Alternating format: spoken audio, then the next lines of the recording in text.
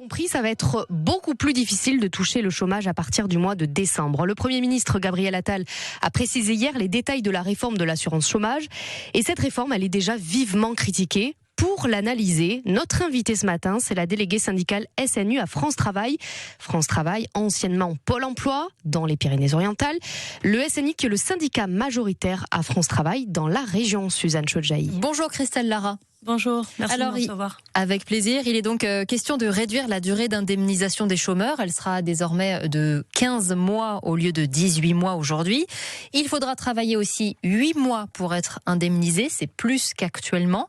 Alors l'un des arguments du gouvernement, c'est de dire que cette réforme va permettre aux chômeurs de trouver du travail plus vite. Est-ce que c'est vrai selon vous ? Non, pas du tout. En fait, cette réforme, elle n'aura pas d'autre but que de faire des économies sur le dos des plus pauvres et des plus précaires, et donc là, pour le coup, des privés d'emploi.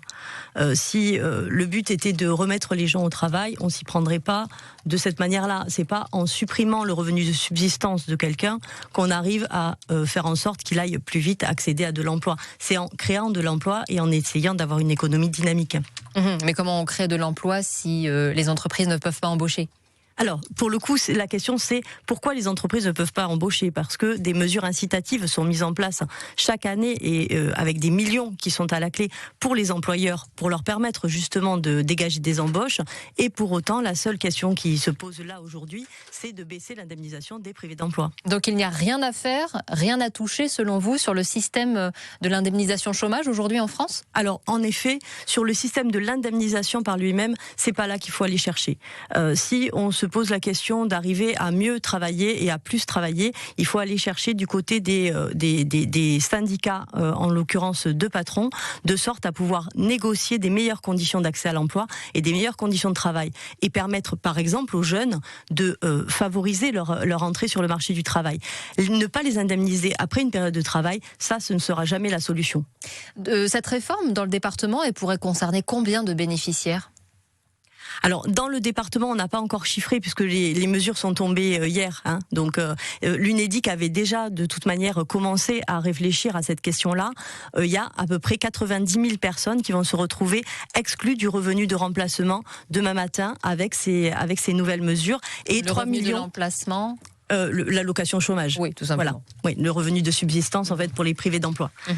Donc il y a à peu près 90 000 personnes nationalement qui vont se retrouver privées d'emploi. On peut compter que dans le département, on devrait en avoir, je vais vous dire à la louche, à peu près une centaine. Et pour les saisonniers, quelles conséquences ça aura cette réforme pour eux ? Il y en a beaucoup dans les Pyrénées-Orientales. Voilà, c'est ça. Les personnes sur lesquelles cette réforme va le plus peser, ça va être les jeunes qui auront du mal à cumuler la période nécessaire de travail pour pouvoir être indemnisés, mais aussi les personnes qui font des saisons et donc ce que le gouvernement appelle les permittents du chômage, comme si c'était un choix et que c'était un statut, comme le statut d'intermittent, et qui permet justement aux personnes qui sont en saison d'avoir un revenu de subsistance pour enchaîner d'une saison à l'autre. Et c'est ces personnes-là qui vont être le plus impactées par cette réforme. Parce qu'ils auront du mal à cumuler 8 mois de travail sur les 20 derniers. C'est ça, parce que la période de référence a été diminuée. C'était 24 mois précédemment, ça passe à 20 mois. Du coup, là maintenant, on va devoir trouver 8 mois de travail en continu. Or, on sait qu'une saison, ça dure 3-4 mois et qu'on a beau les enchaîner, c'est pas dit du tout, selon la date à laquelle on débute, qu'on arrive à obtenir ces fameux 8 mois de travail à temps plein, parce que c'est aussi du travail à temps plein sur la période dont on parle, qui va permettre l'indemnisation. Donc évidemment, c'est les personnes qui vont être le plus atteintes. 8h moins 10 sur France Bleu Roussillon. Suzanne Chodjaï, notre invitée. Christelle Lara, déléguée syndicale SNU à France Travail. Alors on entend vos arguments, mais en même temps le déficit public a atteint 154 milliards d'euros l'an dernier. C'est plus de 5% du PIB. Est-ce que finalement cette réforme, elle n'est pas inévitable ? Alors effectivement, il y a un problème de déficit dans le pays, mais il n'y a pas un problème de déséquilibre du régime d'assurance chômage. Le régime d'assurance chômage, lui, a bien été en déficit à un moment donné, mais est à l'équilibre depuis 2023. Donc elle ne se justifie pas économiquement. C'est pas sur cette population, c'est pas sur la population des privés d'emploi qu'il faut aller chercher la manne financière nécessaire pour pouvoir résorber le déficit public. Alors c'est sur quelle population alors ? Il y a tout un tas d'autres choses. Par exemple, cette réforme a un autre but, et c'est pour ça qu'elle est soutenue soutenu notamment par le MEDEF, c'est de diminuer à peu près d'un tiers le montant des cotisations patronales. Peut-être qu'il faut maintenir les cotisations patronales au même niveau et puis arriver justement à compenser une partie du déficit. Donc de nouveau, vous dites que ce sont les entreprises en fait qui doivent faire des efforts. Je pense en tout cas que là on demande aux privés d'emploi et aux plus précaires et aux salariés les plus pauvres et aux personnes les plus pauvres de notre société de faire l'effort, alors que effectivement les entreprises continuent de faire des bénéfices et que c'est peut-être de ce côté-là qu'il faut aller chercher. Oui. Alors, il y a quand même une petite musique qui dit que certains profitent du système. Beaucoup de Français le pensent, que certains ne cherchent pas vraiment du travail. Qu'est-ce que vous répondez à ça ? Je réponds que c'est un mythe en fait. Le mythe du demandeur d'emploi qui est installé tranquillement dans son canapé et qui attend que le temps passe, ça n'existe pas. Enfin, ou ça existe peut-être à la marge. C'est pas ce que vous constatez par exemple ici dans les Pyrénées-Orientales ? Non, c'est clairement pas ce qu'on constate. Ce qu'on constate, c'est que y a tout un tas de populations qui cherchent à avoir un emploi durable et un emploi stable, que c'est extrêmement difficile, qu'ils font l'effort notamment de prendre des saisons parce que c'est tout ce qui reste et que malgré tout, c'est comme ça qu'on va les pénaliser. Pourtant, il y a plusieurs sondages récemment qui montrent que les Français sont majoritairement pour un durcissement des règles du chômage. La société, est-ce qu'elle n'est pas prête en fait à ce genre de réforme selon vous ? Alors les Français sont peut-être globalement pour les réformes de l'assurance chômage à condition qu'ils ne soient pas eux-mêmes concernés par le chômage.